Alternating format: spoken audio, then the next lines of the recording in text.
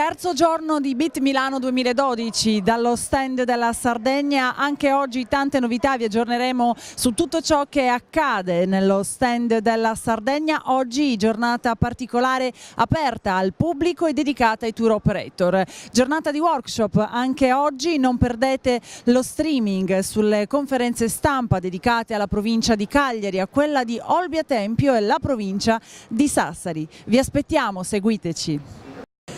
Zia Michela, classe 1932, nessuno meglio di lei, che è l'operatore turistico più longevo della Sardegna, può descriverci l'evoluzione e il cambiamento in tutti questi anni delle esigenze del turista che viene a visitare la nostra isola.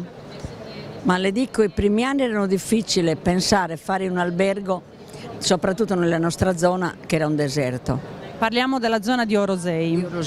Era un deserto, non c'era anima viva. Io ho avuto il coraggio, sentendo Costa Smeralda, di iniziare a fare le 32 camere. Ed era il 1972. Il 1972, sì. Poi abbiamo cominciato, il 79 ne abbiamo aperto altri 64, insomma, tutto via via.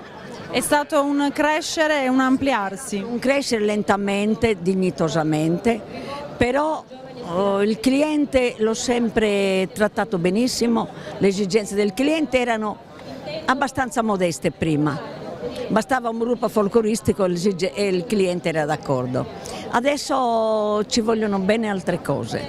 Che cosa? Lei cosa suggerirebbe agli operatori turistici di oggi? Gli operatori turistici di oggi, se non si adeguano ai tempi, dobbiamo chiudere.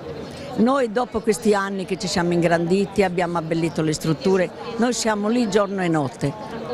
E il segreto qual è? Il segreto qual è? Trattare bene il cliente, non scipparli di soldi, essere modesti e trattare bene il cliente. Non dico che avremo una grossa ritorno come gli anni d'oro 5-6 anni fa, sta calando il turismo, sta calando di molto. Con il nostro impegno stiamo sopravvivendo giustamente.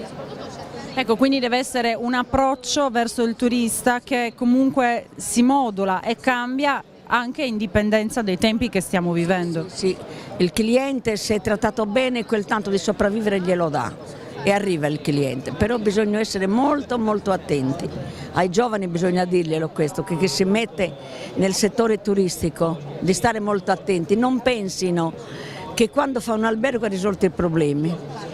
Bisogna lavorarci sopra, essere sempre presenti, che la nostra presenza è molto importante.